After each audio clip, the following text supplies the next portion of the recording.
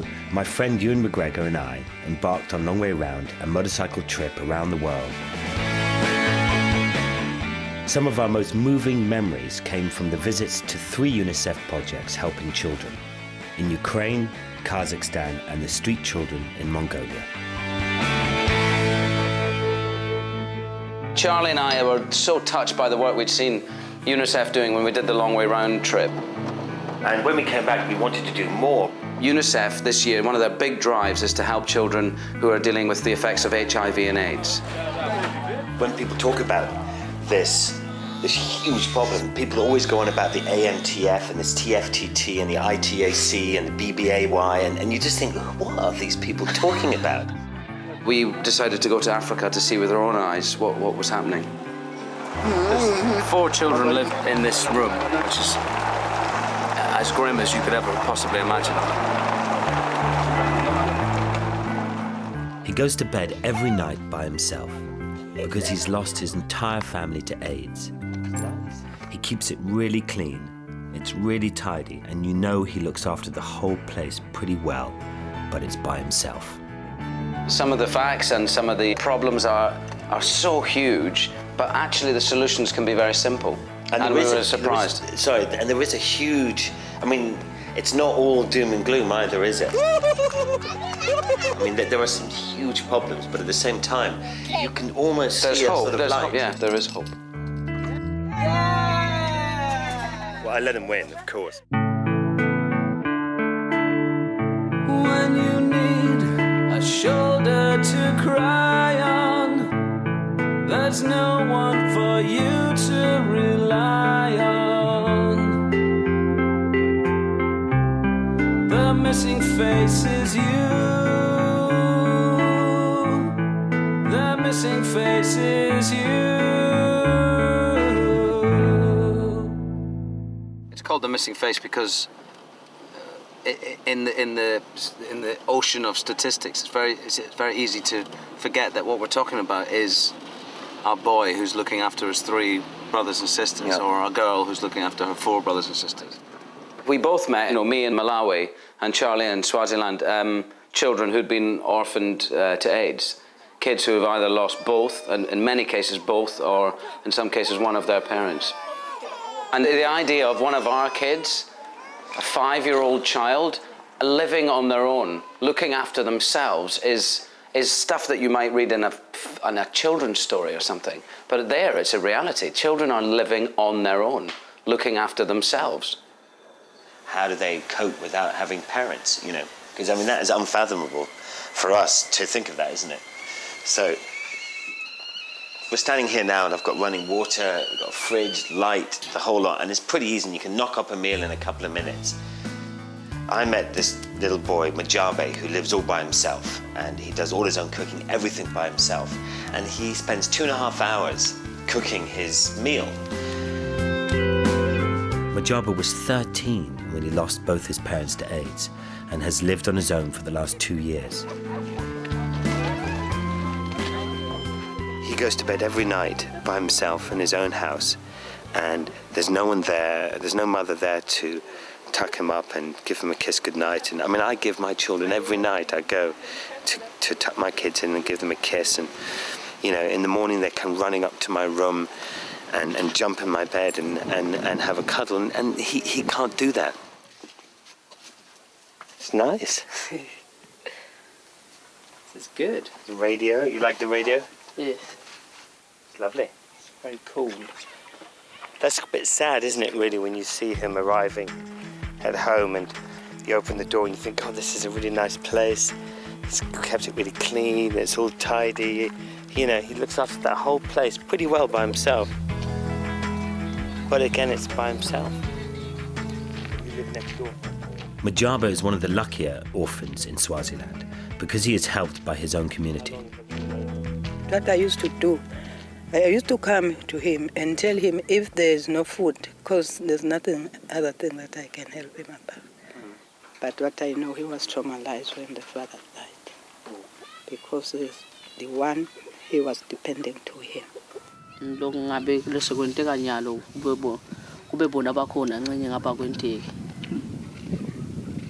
it's just as his father left it before he died. So obviously his father was ill in there, and his father died in there probably. Ngeva kubuhlungu ngoma babethe batali vele akusikahle. Ngihle ngiyolala ngalo ngoba kwesaba vele bengisesaba khathini. Okay. Ngagcina ke ngingasesabi ngahlala nyalo njawo akusina nkinga kuphela nje mangithole ku 1, 2, 3, 7. yes. For your breakfast?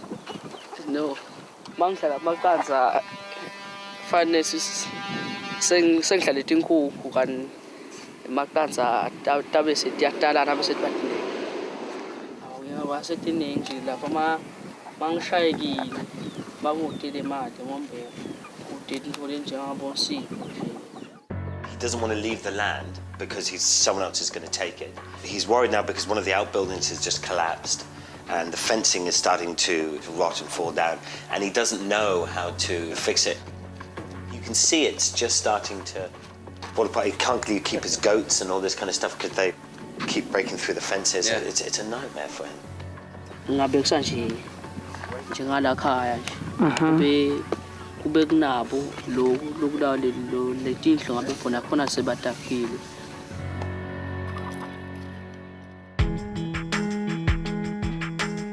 I went to Malawi and we visited lots of different projects in Malawi, but one of the key families I met was this boy Evans, and he lived in the slums round about Blantyre in a room I can never forget. It was horrendous. The conditions in it were horrendous. There's four children live in this room. The eldest boy here is 17.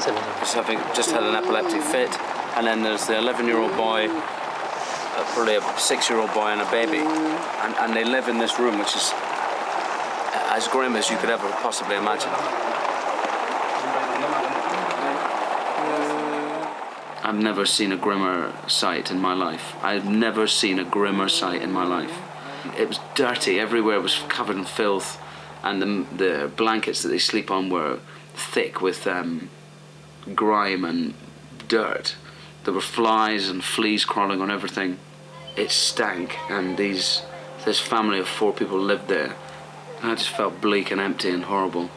I couldn't believe that baby girl lives there. I can't believe that baby girl lives there. I want so much to go back and clean the place out. I'd like to get a pair of gardening gloves and a broom and go back tomorrow and sweep all the shit out the door and put down some rush mats and at least just make it less horrendous. The carers play games with them. Say their grandmother is looking after them, well, she can take them to the daycare centre and the little children can be looked after there, and she's safe in the knowledge that they're being looked after by people that know what they're doing.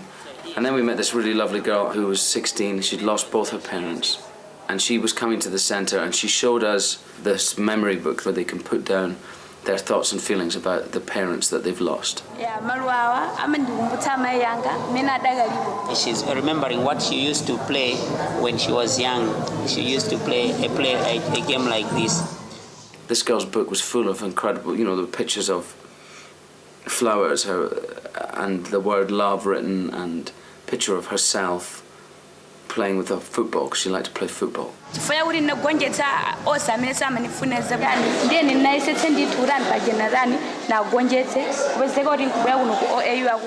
she's staying at school, she's going to her lessons, because one day she wants to be a driver, and she showed us a picture of a car that she'd drawn. She was really inspirational, that girl, and she was a hero, because she'd survived.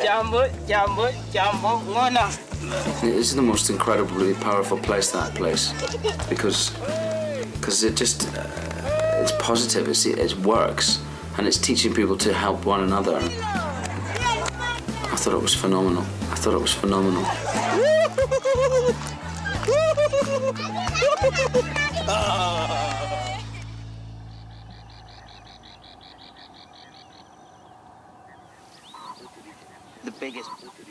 The biggest problems that I kind of saw was that they've lost a whole generation of parents.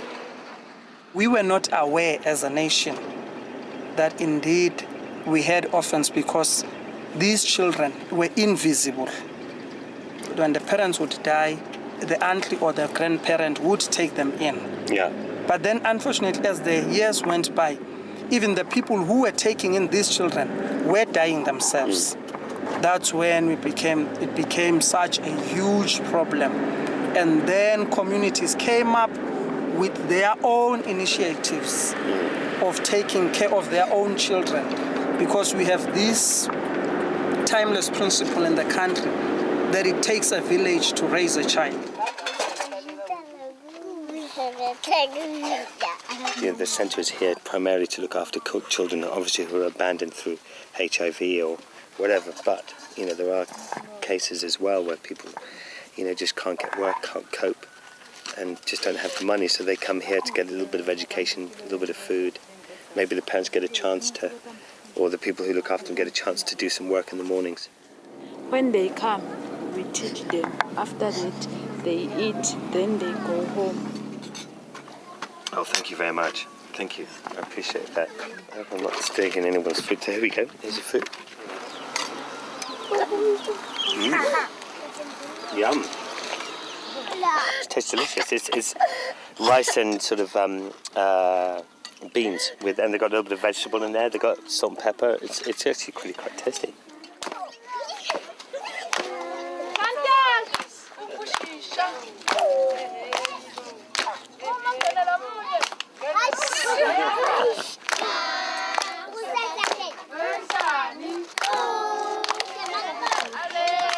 Many of the care points like this one have set up projects called Shoulders to Cry On, giving AIDS orphans a trusty adult to turn to.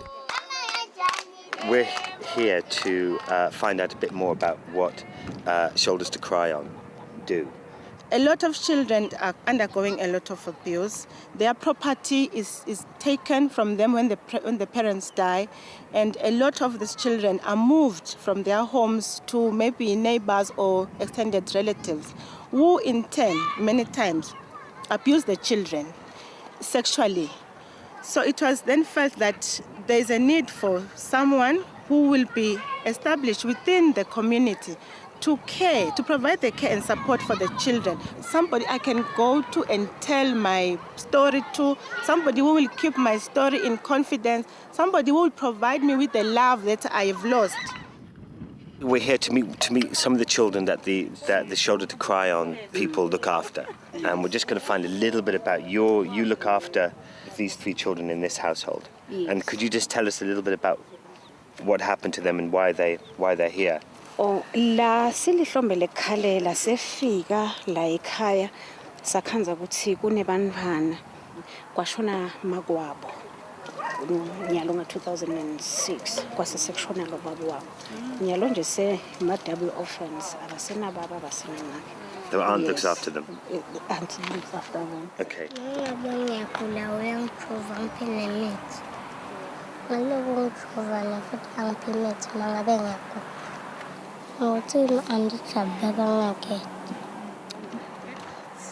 Makes you want to cry, that, doesn't it?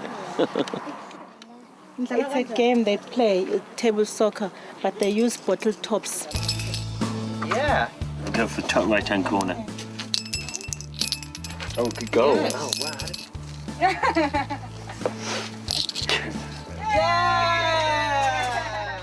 Well, I let him win, of course, because, I let him win.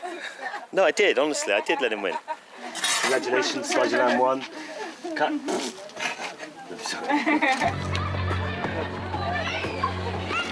Many children who are suffering from HIV get no assistance at all, and the children who have lost one or both parents to AIDS are particularly vulnerable. We spoke to a girl called Mary who is 18 years old. Her mother is HIV positive, and she has 4 sisters and 2 brothers. In order to support her family, she had left school and has become a prostitute. Just since my father passed away, that's why I studied. Because there was no one who can take care for us. That's why I just said, what can I do? Let me just start this. You know, she's seeing her mother dying of AIDS, and she's putting herself in a position where she's a prime candidate for getting it herself. I wonder how seriously the boys in the area take it. I get the impression, I maybe think that the boys don't take it very seriously and the girls do. Is that true? No. No? Yeah.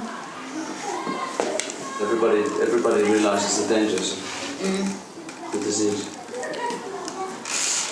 She seemed quite defensive about the idea that the men she slept with did use condoms and stuff, but I would be very surprised if that was the case.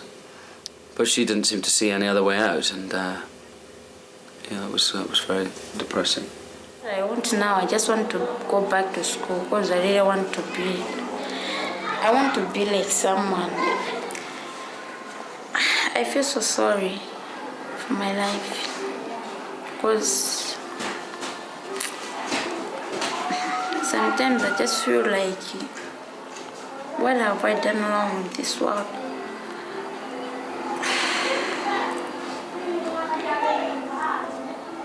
I don't know.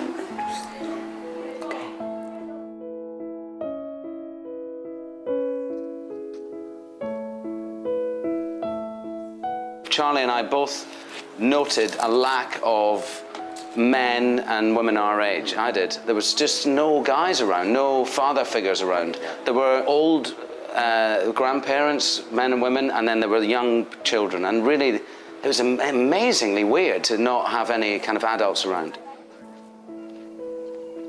I went to visit a young girl, only 8 years old, orphaned to AIDS and living with her grandmother and great-grandmother.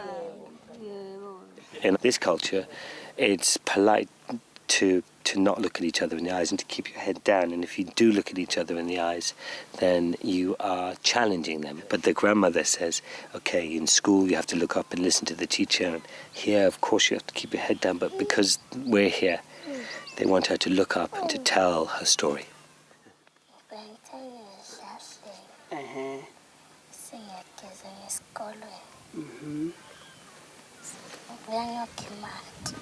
Is it a long way away? It's Okay. If the grandparents were to die, she would have to stay here all by herself and head this household and look after the little ones.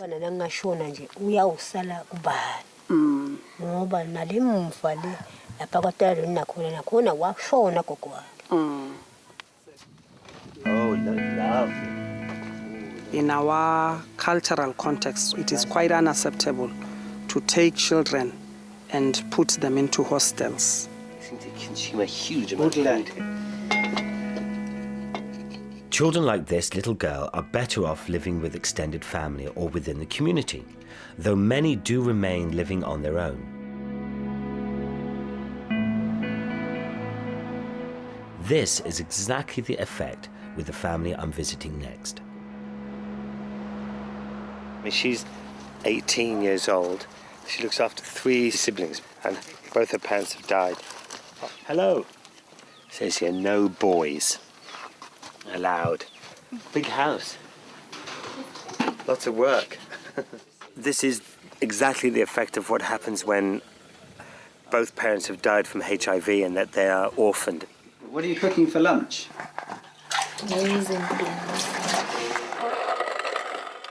I think they live in constant fear, I think, since their mother died. And the mother's only died, only 9 months ago or so.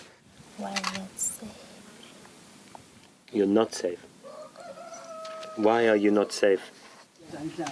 Because I'm afraid of the people who rape others in the bush.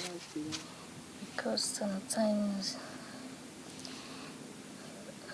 those the boys around, they came at night and make noise, knocking in the windows, calling us.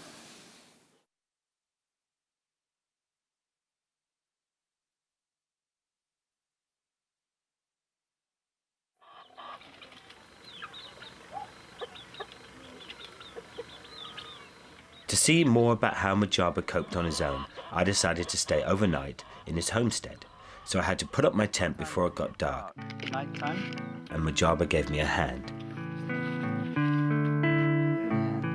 We had to round up the goats, put them away securely in case they got stolen. The goats and chickens are all Mujaba has. If he loses them, he loses everything. It's putting them all away so they're protected at night. And but it's pretty easy. He just goes down there, shouts at them, and they all go running.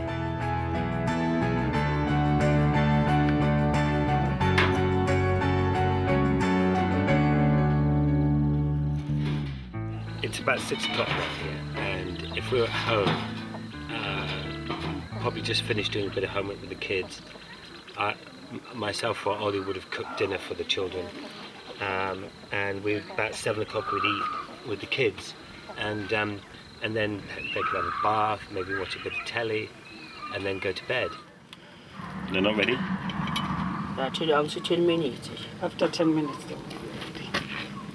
He's still cooking. He's just brought the goats in. He's, made his own bed. He's swept his own house. I mean, he's very clean. He's really clean. Very proud of his place, but he has to do everything by himself. And he shouldn't have to do that, really.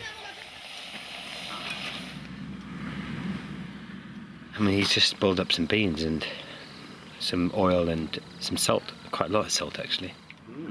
It's nice. And that's what he lives on.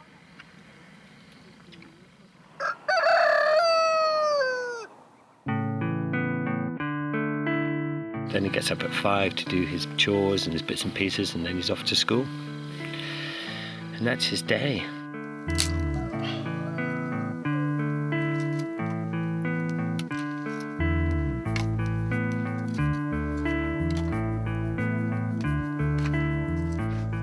I think what makes it difficult for him is that if he doesn't do it, no one else will, And so you don't have that sort of companionship to help you through the day, and that's what he misses, and that's what I think is very hard. There's no rest really for him. Having to collect firewood every Saturday. I mean, all the firewood would have been collected close by, so every Saturday you've got to walk a little bit further. But a grilled chicken would be nice there. During my stay in Swaziland, I spent time with Majaba, a 15-year-old orphan who has lived alone for the last 2 years, since his parents died of AIDS. One of the things he has to do when he gets back from school, he has to go and get some water. And his neighbour just down here apparently is very generous and always lets him use the water. Yeah, I was committed myself in my family to help Majaba because now he stay alone. So I'm helping Majaba with water and even food sometimes. If he needs something, then he asks me to help him.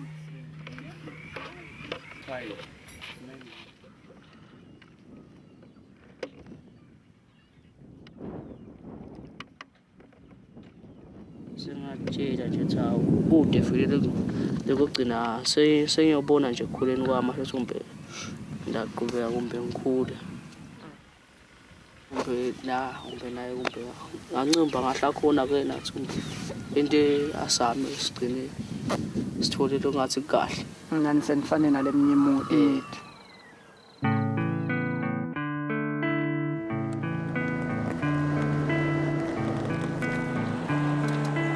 Another area that we wanted to find out about was children who actually were HIV positive, and it was I think the thing that I was the most scared about going to see. I didn't want to see children who were ill.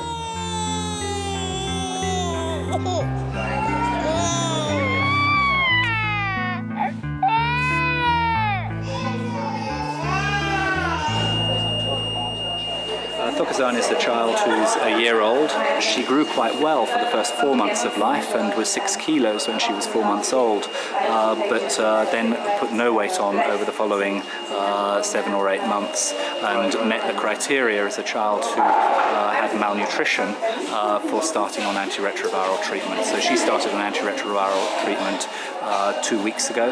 As you can see, she's a happy child who has, I think, a good medium-term life expectancy.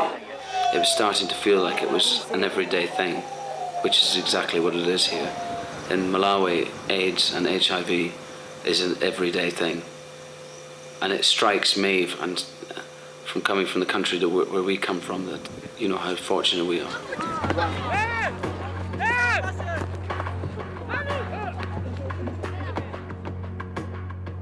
Too few children are on the treatment they need, and we headed off to a community care centre to find out more. Oh, can I see your football? Oh, it's just a whole bunch of plastic. Oh, it's good. Just playing football with that little boy, and he happened to be coming to the same care centre, and he has HIV, and he's got a cough, and he's not feeling very well, and it doesn't look good for him.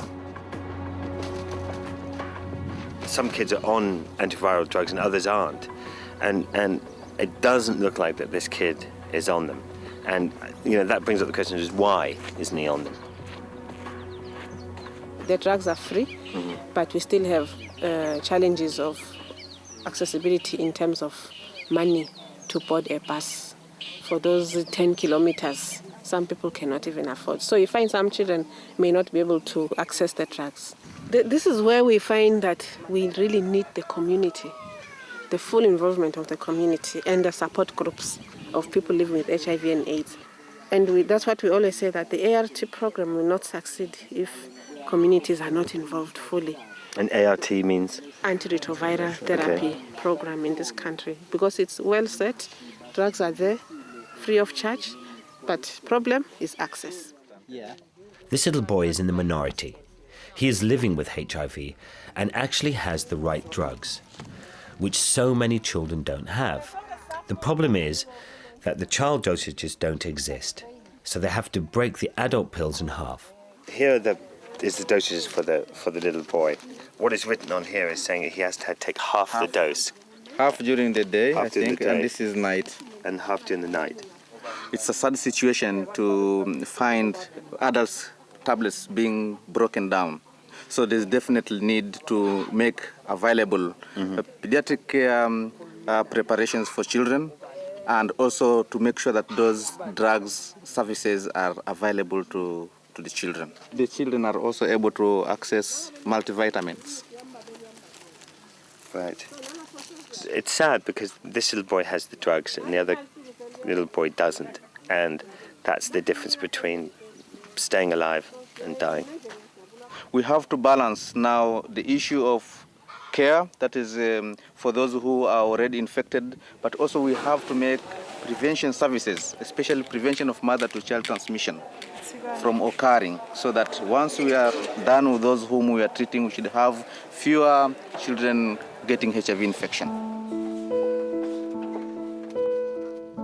The thing which really upsets you is the fact that you see these kids. Now, I was kicking around a little plastic ball, which is a football with the kids, and I was knocking this around, and this little boy had HIV, but he doesn't know, he doesn't understand what he has, and it's only when he gets a bit older or starts to get really sick that he realizes what real problems he has. And what he is really is sort of a ticking time bomb, isn't he? And unless that kid or any kid gets the drugs, that's all he's going to be. He's going to end up just another statistic. And this morning we travelled, I'm going to read this because it's difficult to pronounce, Niederrande District Hospital. And the work that they do there involves screening the women, giving them HIV tests when they come in to do their prenatal checkups. And UNICEF are working in hospitals all across Africa and in fact across the world to provide medicines to stop mother-to-child transmission through childbirth. And it's really effective and it's very simple. The mother's given an antiretroviral drug during labour. She has to take it during labour, and then the baby is given antiretroviral drugs in a syrup form. I find it very awkward at times to be a witness to some of the things that I'm seeing. I feel a bit intrusive. I feel like these women certainly today should have the right to their privacy, but we were there. And suddenly I was standing inches away from this woman who's being counselled on what will happen if a test is positive. I felt like really in the way, really. But the nurse and the lady who was being tested seemed fairly oblivious and carried on regardless. We are now waiting for results which will be out in 15 minutes First baby for you? Fourth. Yeah. I felt that but for sure that they would be negative, and she was married, she'd had a test before, and she seemed absolutely unconcerned with the results.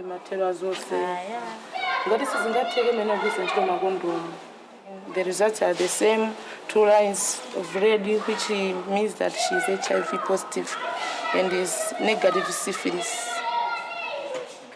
Yes. I realised that this woman had just been told that she carried the HIV virus, and I was completely gobsmacked. But it was our first taster of, and boy was it a taster of the reality of the pandemic in this country.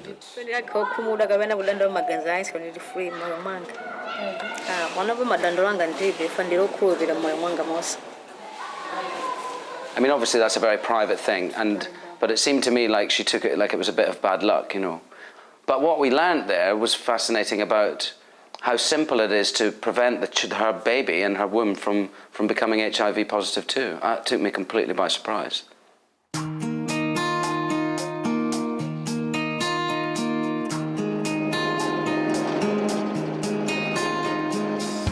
I didn't know that someone who has HIV, a woman who has HIV, can give birth to a baby and the baby doesn't get it, which I'm still trying to figure out how that works. But the point is that it can happen. So you can have a baby, and with the right drugs and the right help, you can have a perfectly healthy baby, which is pretty cool. If the mother has HIV, or she doesn't know she might have HIV, she comes here and she gets tested. And then at 18 months, the baby can be tested to find out if the baby is positive or negative. At the moment, we are only able to reach 10% of the women in Swaziland. So there's the issue of really putting up these services in most of the clinics that the mothers are being seen and integrating them to care. We're now going to go and meet this couple, and the mother is HIV positive, and she took the pill just before she went into labour, and the baby's been tested, but we don't know the result yet.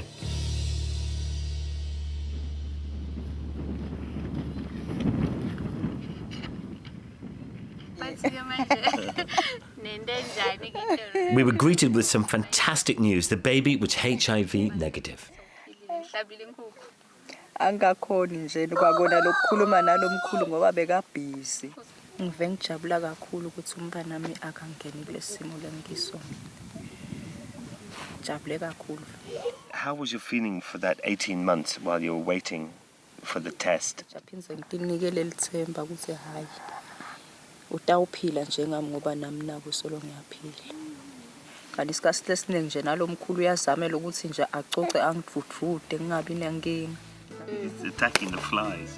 That is incredible and it's fantastic. She was absolutely delighted about it. She only found out apparently last night. So the baby has a future of not having HIV, which is fantastic. Thank you.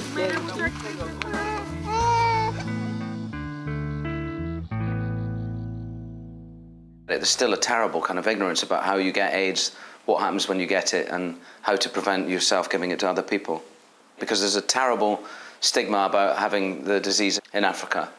It helps to increase the problem because people don't admit they've got it, people don't protect themselves when they're having sex, even though they know they've got it. We use terms like stud. Those who are promiscuous, they are perceived to be studs. And in a way, that seemed like a good tag, like you're doing something positive. But then if a female copies what the boy is doing, she's called a slut. So those are some of the cultural things, the perceptions that young people need to be taught about. It is absolutely imperative to get this stigma of this sort of male bravado bullshit out of the way. We visited a youth centre where they did voluntary HIV tests, and there was a support group there, and we met 3 incredible people who had tested HIV positive, but as soon as they found out that they were HIV positive, they decided to tell everybody and to start trying to educate people against becoming HIV positive. The boys as well as the girls are happy to take the advice about using condoms and abstaining. They seemed really at peace with the fact that they had the virus and that they were doing something positive about it by trying to encourage people to look after themselves. Now I'm going to meet 3 people who are HIV positive and believe that being open about the disease will educate others. Most of the maids, they think that if they tested positive, like labasebenta khona emisebentini batabathatha kanjani. I mean, are you open about having HIV? Yes, I speak openly to people, but Wow. not most of them. How have things been going for you with your community and? In my community it was too bad, and in my family my mom didn't accept that. It was my sister, only one who support me. One night I was unconscious and they took me to hospital and they gave me an injection and I went back home. And after a day I went back to hospital and the doctor advised me to check for HIV. And I tested for HIV and I found that I was HIV positive. Are there side effects to the drugs? There are a lot of side effects of the ARVs. After starting the ARVs, I have the side effect of starting the numbness and the twinkling of the tinkling of the feet. When I first took the ARVs, I have a runny stomach and also the numbness of the feet. I was full of a headache and my feet, yes. But when they look by their eyes, they say that they are living a healthy life with your ARVs. And do you have a girlfriend or?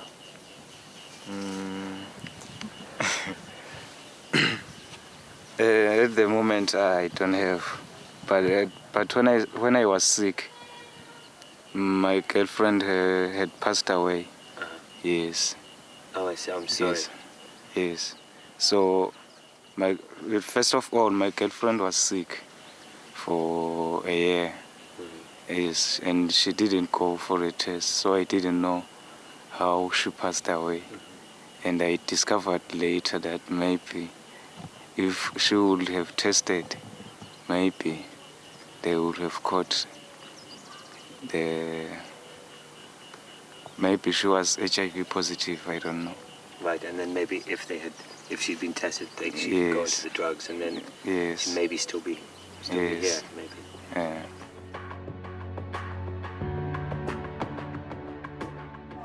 The most important thing of all is knowledge, is people's education about the disease. And my hope is, from being here, I'll have seen the effects of HIV and AIDS in this country at its worst. Ewan and I have come to Southern Africa to find out the effects that HIV has on children. We've already learned that some are living by themselves and witness the devastating effects that the virus has on children. But we've also witnessed signs of hope and tremendous resilience.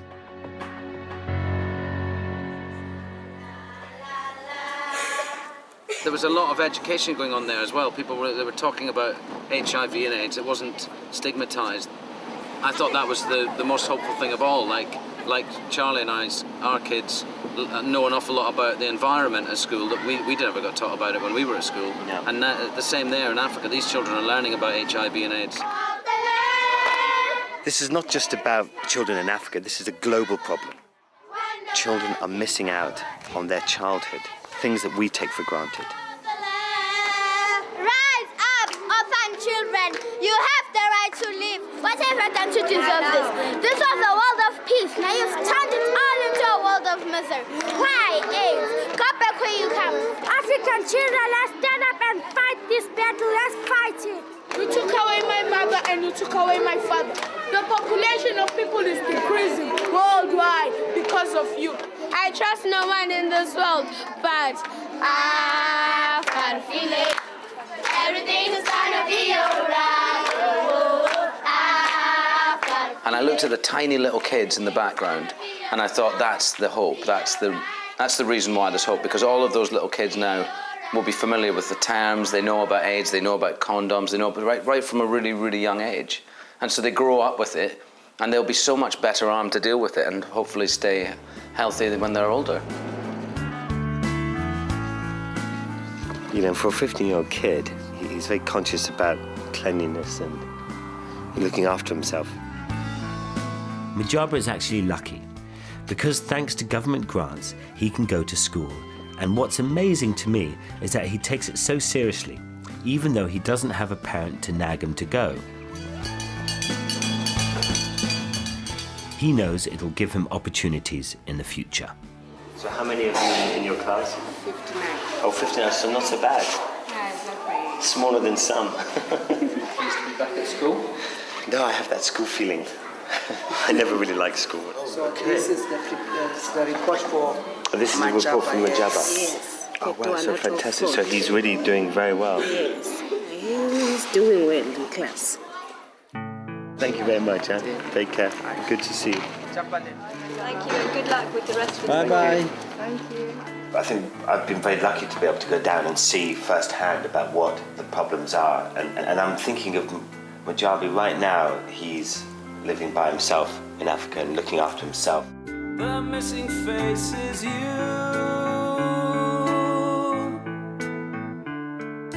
Ngiyafisa basemgodini kuyinkinga singaba nemfana uma kude longamsita ngawo funa vele usebenzi okhona thina. The missing face is you. Makhona uNkulunkulu basikisa ukutakotiyazi. Mina ufuna tanze letakaka. Uyatanza. Yena nambonile simpila semhlabeni mnanzi kangaka. There's always today to start the changes.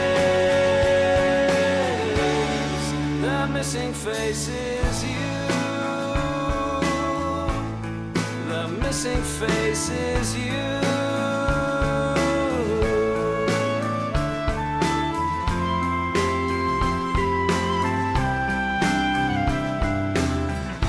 Could it be someone is lying, too scared to know they are dying? The missing face is you.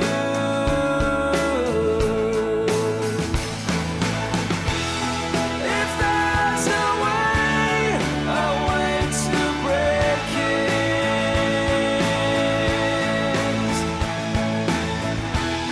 if there's a chance, then we should take it.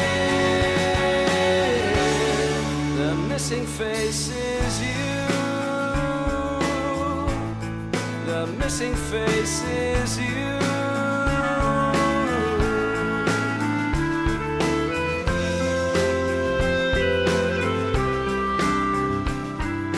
The UNICEF projects you've been watching in this program are helping children's lives who have been affected by AIDS by giving them back their childhood. These projects only exist because people like you have given money. Every penny that you give to UNICEF will make a difference. So I would urge you now to pick up the phone or go online and make a donation to change a child's life. Please, act now, and thank you very much.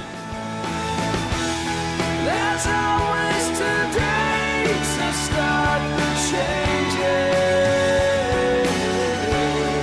The missing face is you. The missing face is you. The missing face is you.